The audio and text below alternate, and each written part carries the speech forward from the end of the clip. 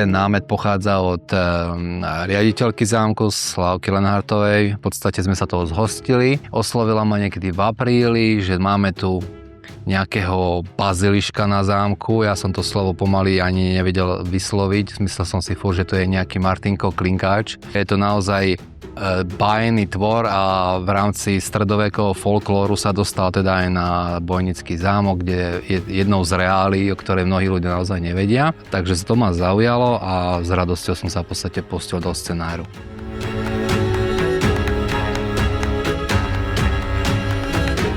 Predovšetkým sa líši v jeho veľmi nenáročnej produkcii, ale to neznamená, že keď použijem slovo low budget, že to znamená, že je to zlé. Nie.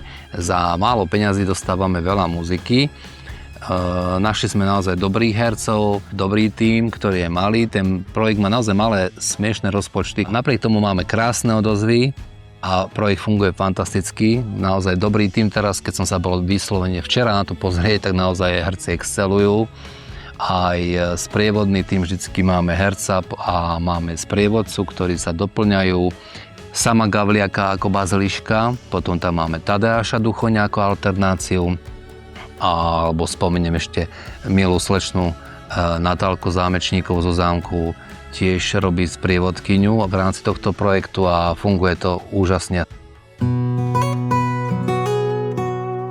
Toto bolo viac menej v mojej réžii a prišiel nápad, ktorý bol dosť autobiografický, musím povedať, čo je vlastne asi najzaujímavejšia vec tohto projektu pre mňa osobne, pretože bazilišok je temná bytosť, ktorú už teda prestalo baviť byť zlou bytosťou a chce mať najasno si kamarátov, nájsť si priateľov.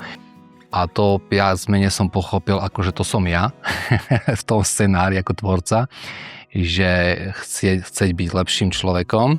A samotný bazilišok sprevádza deti jednotlivými miestnosťami zámku, kde sa odohrávajú otázky a skúšky jeho charakteru, jeho zlého srdca, či teda konkrétne poviem, že scény sú tam slovo ako jed, či je správne na urážku odpovedať urážkou, či to zvládnem uniesť, alebo najlepší kamarát na predaj, to je myšlienka zrady medzi priateľmi, prezradenie tajomstva. A zase musím povedať, že to je taká tiež zaujímavé, že aj inšpiráciu na tieto témy som čerpal ako otec výchovy mojej dcery, kde viem, že ona ako dievčatko sa veľmi týmito otázkami trápila, alebo ako zvládnuť ten hnev druhých ľudí, reagovať na to agresiou. Prípadne máme tam vtipné repliky a odkazy na tzv. Ačohentizmus, politologický termín, ktorý sa v súčasnosti veľmi s obľubou používa. My sme to nazvali hentióza, tajomná choroba na zámku. A zase v nej riešime to, že deti učíme, že keď henten môže odpisovať, to neznamená, že môžem aj ja, že to je správne. Nie je to argument, je to len výhovorka. Chceme to deti naučiť, že táto podivná choroba sa dá liečiť tým, že robím veci podľa toho, či sú správne a nie, či ich robí henten alebo henta.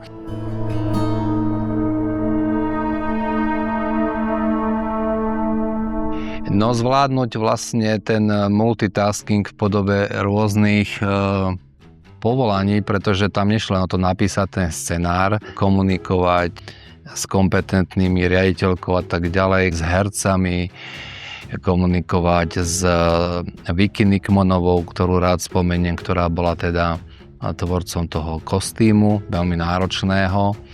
Takže naozaj manažerská robota, artová ako textár, zároveň sa trošku prevteli do role nejakého režiséra, ktorý potrebuje s hercami komunikovať, motivovať ich, ukazovať im scénu, nábeh, ako si to celé predstavuje, vychytávať potenciálne chyby. Bola to fúška, aj keď ma to dosť, akože musím povedať, že bavilo. Pracovať treba s typickou prokrastináciou mladých ľudí, napríklad keď som sa po 7. skúške dozvedel a počul vetu, že od herca, že ja si to teda už budem musieť asi naozaj prečítať, ten scenár, takže to bolo ťažké aj psychologicky zareagovať na niečo takéto. Ale akože zvládli sme to a myslím, že výsledok je fajn, takže dúfam, že ešte niekoľko desiatok alebo stoviek detí uvidí baziliška.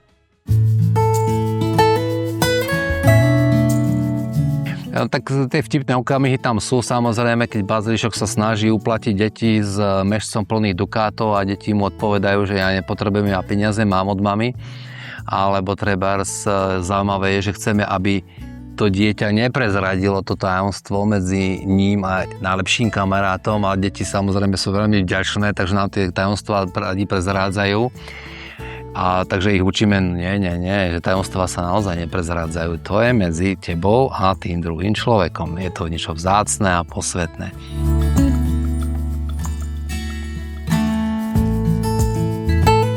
Každá kreatívna práca má svoj zmysel, to je pravda, ale ja slovo kreativita nemám rád, hoci s ním pracujem strašne dlho, pretože viem, že pointou nápadu je nájsť publikum a dokázať to predať. Takže to nie je len nejaké samoučelná kreativita, ohovoriť niekoho nejakým laserom a farbičkami a zvukom basovým.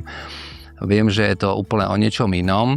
Sledujem reakcie, vidím, že sú spokojní, idú s úsmevom, odchádzajú, veľakrát nám deti objímajú Baziliška, fotia sa s ním. A keď sa pozerám na tie videá spätne, ktoré si natáčam na fotografie, tak musím povedať, že tá práca má zmysel a myslím, že sme mnohým ľuďom urobili radosť. Ani Bazilišťok, ani Bazilištek, ani Bazilišek, ale Bazilišok je ten bájny tvor, ktorý čaká na zámku. Deťurence, do konca prázdnin Bazilišok ešte stále čaká na vás, tak sa príďte pozrieť. Čau.